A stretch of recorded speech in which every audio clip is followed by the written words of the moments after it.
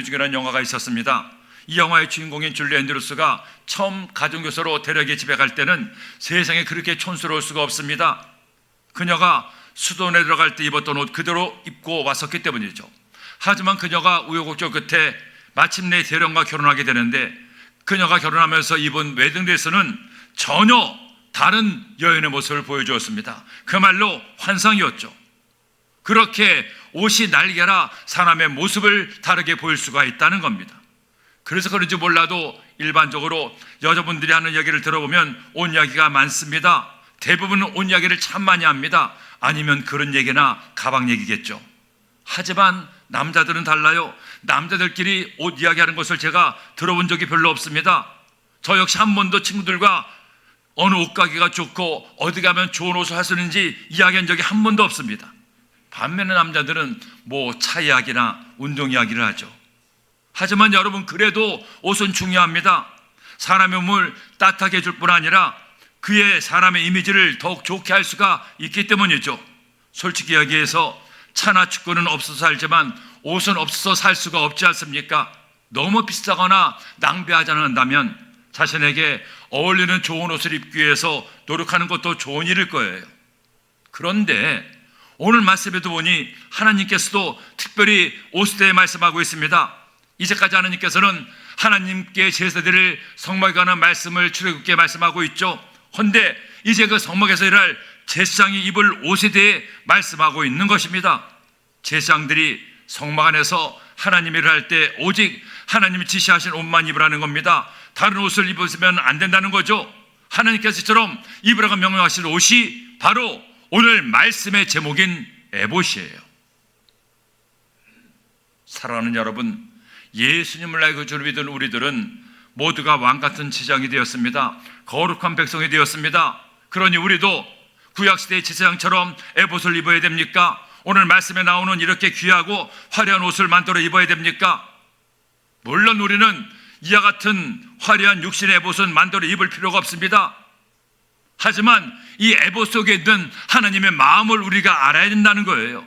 왜 하나님께서 이스라엘의 대표였던 제사장에게 에봇을 지어 입혔는지, 에봇을 만들어 입게 하신 하나님의 마음이 어떤지를 깨달아야 한다는 것이죠. 그렇다면 하나님은 제사장에게 왜 이 에봇을 입게 했습니까? 이 에봇 속에 담긴 하나님의 뜻과 섭리가 무엇일까요? 첫째로, 하나님께서는 에봇 안에 두 개의 보석에 이스라엘 12지파의 이름을 새기게 했습니다. 여러분, 하나님은 이 세상의 모든 만물을 다 만드셨습니다. 그리고 마지막으로 흙을 빚어서 우리 사람을 만드셨습니다. 오늘날 과학은 이렇게 하나님께서 만드신 자연과 사람을 연구하는 데 최선을 다하고 있습니다. 저 넓은 우주가 어떻게 생겼으며 사람의 몸은 어떻게 구성됐고, 그렇게 연구하면서 조금씩 생명과 우주의 비밀이 밝혀지고 있는 것이죠. 놀라운 사실은 이 모든 것들을 연구하면 할수록 너무나도 신비하고 완벽하다는 겁니다. 우연히 만들어진 것으로는 도저히 생각도 할 수 없는 조화와 질서가 모든 우주 만물에 다 담겨 있다는 것이죠. 예를 들어 볼까요? 사람의 기 속에 있는 세반 고려관이라는 것들이 들어 있습니다. 이것은 달팽이처럼 생긴 작은 기관이었는데 과학자들은 이것이 처음에 뭔지 잘 몰랐습니다. 별로 쓸모없는 것이라서 진화 과정에서 퇴화된 것이라고 생각을 했죠. 그런데 나중에 의학이 발달하면서 이것이 대단히 중요한 일을 한다는 것을 발견했습니다. 바로 사람의 균형 감각을 잡아주는 일을 이 기관이 하는 거죠. 만일 이것이 잘못되면 사람이 이렇게 서 있을 수가 없습니다. 계속 울렁거리고 멀매는 것처럼 살아야 한다는 거예요. 여러분, 하나님을 우습게 보지 마세요. 하나님은 너무나도 완벽하고 빈틈이 없는 하나님이십니다. 그런 하나님이 옷을 지어 입으라고 직접 옷을 다 이렇게 만들라고 말씀하셨는데 그 옷이 보통 옷이겠습니까? 하나님은 이 에봇을 지을 때 어떤 실로 만들지, 어떤 방식으로 만들지 너무나 세세하게 말씀해 주시고 있는 겁니다. 심지어 겉에 입는 에봇뿐 아니라 속옷까지도 어떻게 만들어 입을지 말씀하고 있습니다. 여러분, 여자분들만 옷에 관심 있는 것이 아니라 하나님도 대단히 관심이 많으십니다. 하지만 이 에봇을 만드는데 몇 가지 특별한 특징이 있습니다. 이 특징 속에 에봇을 만들어 입히신 하나님의 마음이 숨겨 있다는 것이죠. 그 첫 번째가 바로 2개의 호마노 보석이에요. 이 보석들은 에봇이 다는데 그것도 그냥 다는 것이 아니라 이스라엘 12지파의 이름을 6지파씩 각 보석에 새겨 넣으라는 겁니다. 오늘 말씀 9절에 보니 호마노 2개를 가져다가 그 위에 이스라엘 아들들의 이름을 새기되 그들의 나이대로 6 이름은 한 보석에 나머지 6 이름은 다른 보석에 새기라. 보석을 새기는 자가 도장에 새긴 같이 너는 이스라엘 아들들의 이름을 그 2 보석에 새겨 금태에 물리고. 자, 이스라엘의 아들들의 이름을 이 2개의 보석에 새기라고 했습니다. 이스라엘이 누굽니까? 바로 아브라함의 손자 이삭의 아들 야곱의 다른 이름이 이스라엘입니다. 야곱이 천사와 씨름할 때 천사를 놓아주지 않자 하나님께서 야곱의 이름을 이스라엘, 하나님과 겨루 이기면하는 이름으로 바꿔줬습니다. 그 야곱, 이스라엘에게 12명의 아들들이 있었는데 그 12명의 아들 가운데 나의 순서대로 6명씩 각각의 보석에 새겨 넣으라는 거죠. 그런 여러분, 이 보석은 무엇을 의미합니까? 바로 하나님께서 택하시고 하나님의 선명으로 세우신 이스라엘 12지파를 택하셨음을 의미하는 거예요. 즉 도장을 새겨 넣는 것처럼 12지파 이름을 그 보석에 새겨 넣으라는 거죠. 여러분, 하나님이 택한 자들을 이와 같이 보석처럼 귀하게 여기신다는 겁니다. 그리고 2번째 의미는 보석에 새긴 것을 지울 수가 없잖아요. 새긴 것을 어떻게 지울 수 있습니까? 마찬가지로 한 번 택한 자는 영원히 하나님의 자녀가 된 것임을 의미하고 있는 것입니다. 그러므로 여러분, 이 호마노 보석에 담긴 하나님의 마음을 기억하세요. 그 보석에 이름을 새긴 하나님의 마음을 꼭 잊지 마세요. 하나님은 저와 여러분을 보석처럼 여기십니다. 이 세상 무엇을 다 준다고 해도 우리를 바꾸지를 않습니다. 저 넓은 우주도, 이 아름답고 푸른 지구도 여러분 한 사람보다 소중하지 않습니다. 어떻게 그것을 아느냐고요? 바로 나를 위해서, 우리를 위해서 죄 가운데 멸망 가운데 구원하시려고 독생자 예수님의 생명도 주셨기 때문입니다. 세상에 하나님의 독생자 예수님의 생명보다 귀한 것이 어디 있겠습니까? 아무리 우주 만물이 광대하다 한들, 아무리 이 지구가 완벽하다 한들 그것을 만드신 창조자의 생명보다 귀하겠습니까? 그런데 그 고귀한 피를 나를 위해서 흘리신 거예요. 그 예수님의 피값으로 산 저와 여러분이 얼마나 우리를 소중하게 여기겠습니까? 이렇게 소중하게 우리로 하나님의 자녀 되게 하셨으니 어떤 일이 있어도 하나님은 우리를 포기하지 않습니다. 우리가 주님을 믿는 한, 주님 곁에 있는 한, 부족해도 연약해도 어리석어도 때로는 하나님을 슬프게 하고 속상하게 하는 죄를 지어도 주님은 우리를 버리시지 않습니다. 끝까지 속상해 하시며 마음 아파하시면서도 기다리고 붙들어 주시고 당신의 품에 마침내 안아 주시는 거예요. 그런 여러분, 그 주님을 만나세요. 그 주님을 꼭 의지하세요. 주님의 손을 꼭 잡으세요. 주님과 함께 일어나서 걷고 뛰고 나르는 우리 모두가 되기를 예수님의 이름으로 축원합니다. 미국 위스콘신의 애플턴 고등학교라는 학교가 있습니다. 이 학교에 테드 리치라는 학생이 있었는데 그는 원래 베트남 소년이었습니다. 그는 태어날 때부터 한쪽 팔이 없는 장인으로 태어났죠. 더구나 그의 부모는 그를 버려서 고아원에서 부모도 없이 그 장애를 가지고 살아야 됐습니다. 그러던 중 미국인 양부모가 그를 입양해서 미국에서 살게 된 것이었죠. 하지만 팔이 없는 장애인으로 낯선 땅에 사는 것이 쉬운 일이 아니었습니다. 더구나 귀도 거의 안 들려서 보청기를 껴야 됐죠.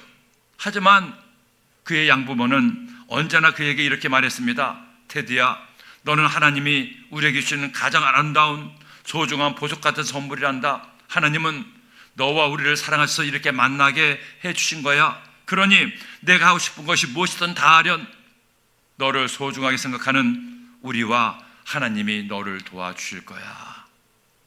그렇게 양부모님의 격려와 사랑을 듬뿍 받고 자란 그가 어느 날 첼로 연주를 보게 됐는데 그만 첼로에 푹 빠져버렸습니다. 그때부터 첼로를 배우려고 했지만 한쪽 팔이 없는 장애인이 첼로를 연주하는 것은 불가능한 일이었죠. 그의 아버지가 발가락 사이에 활을 끼워 연주해보라고 힌트를 줬습니다.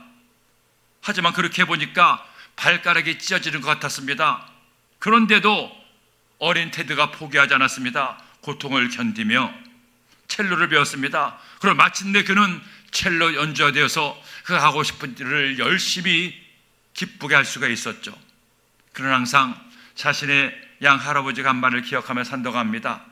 양팔을 가지고 있는데 노력하지 않는 사람보다 비록 한쪽 팔이라도 노력을 아끼지 않는 사람이 더 훌륭하다. 그는 하나님과 그의 부모님이 자신을 그렇게 귀하게 생각하고 있음을 알고 있었습니다. 그러기에 자신의 모든 것을 할 수 있다고 생각하고 최선을 다했다는 거예요. 장애를 가지고도 양자로도 입족해서 그렇게 열심히 살아가는데 우리는 하나님 앞에 보석 같은 존재들입니다. 여러분의 이름이 무엇입니까? 여러분의 이름은 하나님 생명책에 보석에 새겨진 이름처럼 귀하게 새겨져 있습니다. 절대로 지울 수도 없고 버릴 수도 없는 하나님 앞에 존귀한 이름, 여러분의 이름들입니다. 그런 여러분, 나 자신을 귀하게 여기세요. 우리가 사는 인생길에서 실패도 합니다. 하나님 보시기에 너무나 부끄럽고 어리석은 죄를 짓기도 합니다. 남들과 비교해 보니 나는 잘난 것도 없고 잘한 것도 없고 가진 것도 없고 배운 것도 없고 왜 이렇게 못났나 하는 생각이 들 때도 있어요. 하지만 여러분 걱정하지 마세요. 남들은 나를 그렇게 볼지 몰라도 나도 나를 그렇게 볼지 몰라도 하나님은 그렇게 보지 않습니다. 하나님은 언제나 여러분을 너무나도 귀하게 보석처럼 여기시고 여러분들을 사랑하십니다. 그러니 그 주님 믿고 그 주님 의지해서 주님과 함께 행복한 삶을 사는 여러분 되기를 예수님의 이름으로 축원합니다. 둘째로, 하나님은 에봇을 지을 때 우림과 둠밈을 판결 흥패 안에 넣게 했습니다.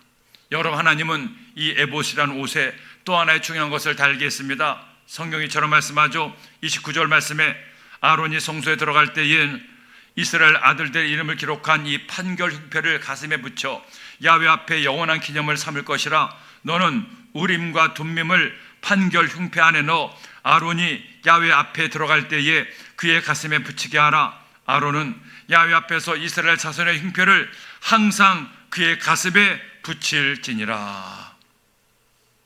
금실과 각종 실로 하나의 패를 짜서 만들게 했습니다. 그리고 다시 이스라엘 12지파를 상징하는 12개의 보석을 4개씩 세 줄로 달게 합니다. 그 패 안에 우림과 둠밈을 넣게 하는데 이것은 제사장이 하나님의 뜻을 분별하는 데 쓰이는 도구죠. 이것을 에봇의 중앙인 가슴에 달게 한 거예요. 그렇다면 여러분, 이 판결 흥패는 무엇을 뜻합니까? 왜 우림과 둠밈을 이 안에 넣게 했습니까? 여기에는 하나님의 깊은 뜻이 담겨 있습니다. 제사장이 하나님의 백성인 이스라엘 백성들을 인도할 때 사람의 뜻이 아니라, 사람의 생각이 아니라 하나님의 뜻에 따라 판단하고 행동하기를 원하셨다는 겁니다. 이스라엘 12지파는, 아니 이전에 영적인 이스라엘 백성들을 우리는 모든 그리스도인은 사람의 판단과 사람의 지혜로 살아서는 안 된다는 겁니다. 오직 하나님의 판단, 하나님의 뜻대로 실천하며 살아갈 때 하나님께서 가장 좋은 것을 허락해 준다는 거죠. 여러분, 성경은 이스라엘 민족이 어떻게 했을 때 하나님의 은혜를 경험했는가 알 수 있습니다. 이스라엘이 애굽에서 탈출해서 가나안에 들어갔을 때 어떻게 살았습니까? 언제 행복하고 언제 불행했습니까? 언제 잘 살았고 언제 못 살았습니까? 전쟁 잘하는 장군이 있을 때, 힘 있는 왕이 있을 때, 경제적으로 부강했을 때? 아닙니다. 하나님의 말씀으로 살았을 때 행복했고, 말씀을 버렸을 때 그들 민족이 불행해졌습니다. 하나님의 뜻대로 우상을 버리고 말씀에 따라 의롭게 살았을 때 승리했지만, 우상을 숭배하고 죄악을 범했을 때 그들은 심판을 받은 거예요. 이것은 오늘날 예수 믿는 우리의 삶에도 마찬가지입니다. 이미 우리의 이름은 하늘 생명책에 기록됐습니다. 호마노 보석에 새긴 이름처럼 지을 수도 없고 버릴 수도 없습니다. 하지만 하나님의 자녀가 되었음에도 우리가 하나님의 뜻을 저버리고 내 멋대로 산다면 우리는 행복하게 살 수가 없습니다. 아무리 하나님 우리를 사랑하셔도 하나님께서는 우리를 마음대로 로봇처럼 조종하지 않기 때문입니다. 하나님의 말씀으로 살지 않고 자기 마음대로 사는 사람은 하나님께서 복을 주고 싶어도 줄 수가 없어요. 왜? 하나님은 공의의 하나님이시기 때문입니다. 그러므로 우리는 나의 영혼에 말씀의 흥표를 붙여야 됩니다. 하나님의 뜻을 알려주는 말씀을 가슴에 새기고 기도의 우림과 둠밈을 통해서 하나님께서 나에게 원하신 것이 무엇인지 깨달아야 됩니다. 그래서 내 뜻과 내 생각대로 내 멋대로 사는 것이 아니라 하나님의 뜻과 하나님의 생각대로 하나님이 원하시는 바대로 살아갈 때 우리는 진정한 제사장의 삶을 살 수가 있는 겁니다. 그렇게 살때 하나님께서 우리의 삶에 응답과 축복과 기적을 더하여 주십니다. 모택동이 중국을 통치하고 있을 때 우리나라 극동방송국에 중국으로부터 한 통의 편지가 왔습니다. 동경의 극동방송을 통해 온 것이었죠. 당시 중국은 문화혁명이라고 해서 성경을 모조리 불살라버려서 중국의 지하교회 성도들이 성경을 볼 수가 없었습니다. 그래서 극동방송에서는 밤 자정부터 성경을 중국어로 읽어줬죠. 그런데 중국에 있는 한 성도가 창세기부터 계시록까지 읽어주는 성경을 하루도 빠짐없이 받아 적은 거예요. 그런 사연을 이야기하면서 자신이 사무엘상 15장의 말씀을 읽을 때는 방송 상태가 오르지 못해서 잘 받아쓰지 못했으니까 죄송하지만 15장을 한 번만 더 읽어달라고 편지에 부탁을 했습니다. 그 편지를 받은 너무나 강력한 중국어 아나운서가 그날 밤 방송을 통해 편지를 잘 받았다는 이야기와 몇 월 며칠 그것을 다시 읽어드릴 테니 준비하고 기다려달라며 눈물을 흘리며 방송을 했습니다. 드디어 그날이 됐습니다. 보통 때보다 더 천천히 사무엘상 15장 말씀을 읽어줬죠. 그런데 얼마 후에 또 한 통의 편지가 왔습니다. 바로 그때 편지를 보낸 그 성도가 보낸 편지였습니다. 그 편지에 이런 글이 써 있었습니다. 할렐루야 하나님 감사합니다. 나도 이제 그토록 소원하던 성경을 가질 수 있게 되었습니다. 제가 적은 이 성경을 보기만 해도 너무나 은혜가 됩니다. 성경 말씀을 볼 때마다 하나님이 저에게 직접 말씀하시는 것 같습니다. 지금 저의 현실은 너무나 힘들고 어렵지만 말씀을 보며 저는 날마다 힘을 얻습니다. 그동안 성경을 읽으신 아나운서 여러분 모두에게 그리고 우리 하나님께 감사합니다. 참 그런데 제 성경은 굉장히 큰 성경입니다. 방안이 성경으로 가득합니다. 성경을 내내 붓으로 적었기 때문입니다. 성경 말씀을 볼펜도 아니고 연필도 아니고 붓으로 66권의 말씀을 썼다고 하니 그 방 안에 성경으로 가득하지 않았겠습니까? 여러분 우리는 말씀을 사모하며 살아야 됩니다. 말씀을 통해 하나님의 뜻을 깨닫고 실천하며 살 때 하나님께서 우리를 도와주십니다. 뿐만이 아닙니다. 우리는 또 하나 우리의 우림과 둠밈 더욱더 하나님께 기도해야 됩니다. 기도를 통해서 하나님과 하나 될 수가 있기 때문이죠. 스펄전 목사님은 이렇게 말씀했습니다. 기도하지 않고 성공했다면 성공한 그것 때문에 망한다. 마른 눈 가지고는 천국에 못 들어간다. 러시아 속담에도 이런 기도에 관한 속담이 있다고 합니다. 싸움에 나갈 때는 한 번 기도해라. 바다에 나갈 때는 2번 기도해라. 그리고 결혼할 때는 3번 기도해라. 빌리그람 목사님도 이렇게 말했죠. 기도는 어둠 속에서 하나님을 볼 수 있는 거울이다. 기도는 아침에 열쇠요 저녁에 자물쇠이다. 우리가 가진 우림과 둠밈은 바로 하나님의 말씀과 기도입니다. 여러분 우리가 사는 인생은 결국 결단의 연속이죠. 지극히 작은 것부터 내 인생의 가장 중요한 결심까지 내가 어떻게 결단하고 실천에 따라서 나의 삶이 달라집니다. 그 중요한 결단의 순간에 말씀을 기억하세요. 말씀의 판결표를 붙이고 기도의 우림과 돕임으로 하나님의 뜻대로 살아보세요. 때로는 그 길이 멀고 힘들고 나에게 손해가 되는 것처럼 보여도 주님의 뜻대로 살아보세요. 주님의 뜻이야말로 나에게 가장 좋은 뜻이요 나에게 가장 합당한 뜻이니 하나님의 뜻대로 살아 승리하는 우리 모두가 되기를 예수님의 이름으로 축원합니다. 그리고 셋째로 에봇의 모자의 이마 부분에 패를 만들어 달게 했습니다. 하나님은 또 하나의 패를 만들겠습니다. 그런데 이 패는 가슴이 아니라 이마 부분에 달겠는데 바로 이와 같은 패입니다. 36절 말씀 보니 너는 또 순금으로 패를 만들어 도장을 새기는 법으로 그 위에 새기되 야훼께 성결이라 하고 그 패를 청색끈으로 관 위에 묶되 매되 곧 관 전면에 있게 하라. 이 패를 아론의 이마에 두어 그가 이스라엘 자손이 거룩하게 드리는 성물과 관련된 죄책을 담당하게 하라. 그 패가 아론의 이마에 늘 있으므로 그 성물을 야훼께서 받으시게 되리라. 여러분, 에봇에는 모자도 있었습니다. 이 모자의 이마 부분에 패를 만들게 했어요. 그런데 가장 중요한 것은 이 패에 새겨진 글자입니다. 뭐라고 새기라고 했습니까? 야훼께 성결. 제사장이 이스라엘 백성들을 위해서 하나님 일을 할 때 항상 이 이마에 패가 있어야 됩니다. 즉 거룩하고 성결한 자세로 드리는 예배를 하나님께서 받으신다는 거죠. 여러분, 우리가 하나님 앞에 설 때, 하나님께 나갈 때, 하나님을 예배할 때 아무리 강조해도 지나치지 않는 것이 있습니다. 언제나 반복하고 마음에 새기고 기억해야 될 것이 있습니다. 하나님이 거룩하시니까 우리도 거룩해야 한다는 겁니다. 거룩하신 하나님 앞에 서기 위해서는 나의 더럽고 추한 죄를 예수의 보혈로 정결하게 사함 받아야 됩니다. 즉 매일매일 회개의 삶을 살고 기도를 드려야 된다는 거예요.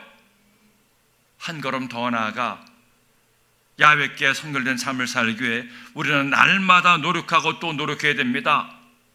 그저 내가 이 정도 믿으면 되지, 이 정도 죄야 지어도 상관없지 하고 넘어가는 것이 아니라 더 거룩하고 깨끗하게 살기 위해서 노력할 때 우리는 더 깊이 나를 사랑하신 주님을 만날 수가 있는 겁니다. 우리의 영혼은 마치 유리창과 같습니다. 우리는 내 영혼의 유리창을 통해서 하나님을 볼 수가 있어요. 근데 그 유리창에 죄의 얼룩이 덮여 있으면 우리는 하나님을 보기가 어렵습니다. 죄의 얼룩이 많으면 많을수록 점점 더 내 안에 하나님이 희미해져 가는 거죠. 그러니 우리는 수시로 자주 유리창을 닦아내야 됩니다. 예수님의 보혈로 내 영혼을 닦아낼 때 우리 안에 계신 하나님을 더 잘 볼 수가 있고 하나 될 수가 있는 거죠. 예수님은 이처럼 말씀했습니다. 마태복음 5장 8절에 마음에 청결한 자가 복이 있나니 그들이 하나님을 볼 것이며. 여러분들의 영혼의 유리창은 얼마나 잘 닦여 있습니까? 예수님 보혈로 날마다 깨끗하게 닦고 내가 점점 깨끗해져서 주님을 볼 수가 있습니까? 주님을 만날 수가 있습니까?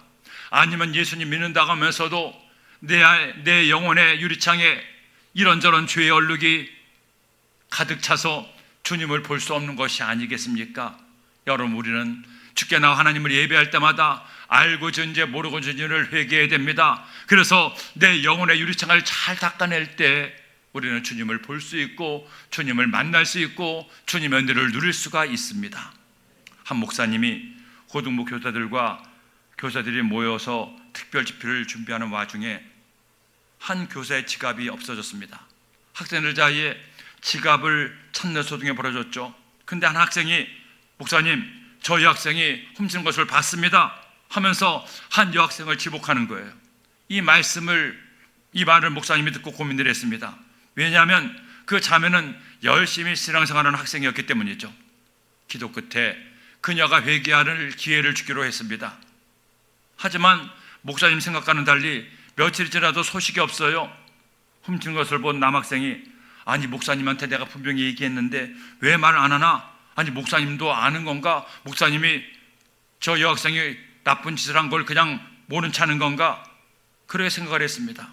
그런데 어느 날 교회로 한 통의 편지가 왔습니다. 누가 보냈나 했더니 발씨는 난의 이름 대신 도둑이란 큰 글씨가 적혀 있었어요. 가만히 보니까 바로 그 여학생의 필체였습니다. 제가 남자친구를 만난 지 100일이 돼서 그걸 기념해 선물을 사주고 싶었습니다. 죄송합니다. 그날 이후 너무나 괴로워서 다시 지갑을 보냅니다. 저를 용서해 주세요.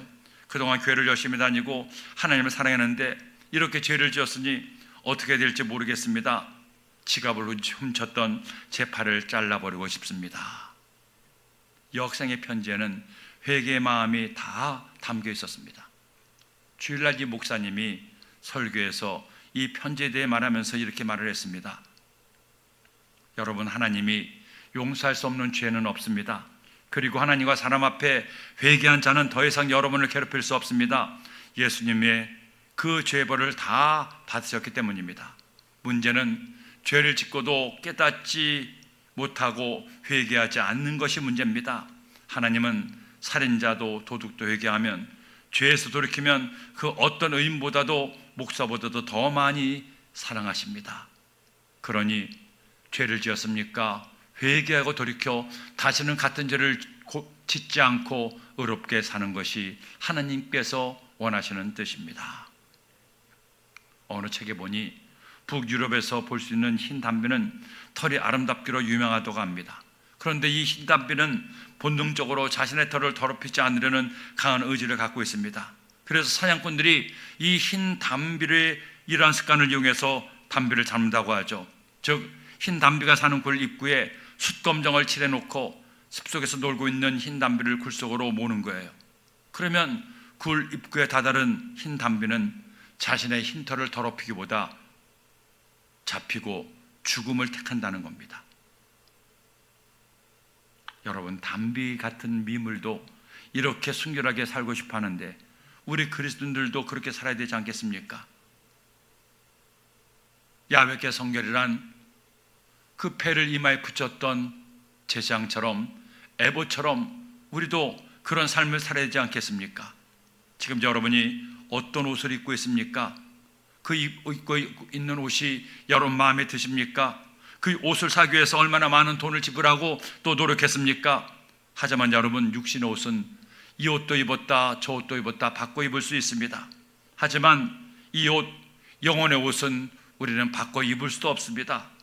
그러니 우리 제사장 입었던 눈에 보이는 에봇은 입지 않을지 몰라도 우리 영혼의 에봇을 지어 입읍시다. 거룩한 옷, 믿음과 구원의 에봇을 입으세요. 에봇 위에 이 세 가지를 절대 잊지 마세요. 여러분의 이름이 새겨진 구원의 보석을 어깨에 다세요. 말씀의 판결 흥패와 기도의 우림과 둠밈을 가슴에 걸으세요. 회개의 간구와 성결의 삶을 이마에 새기세요. 그래서 우리 모두 하나님의 거룩한 제장으로서 하나님 모시게 아름답고 의로운 삶을 사는 진정한 성도가 되기를 예수님의 이름으로 축원합니다. 축원합니다.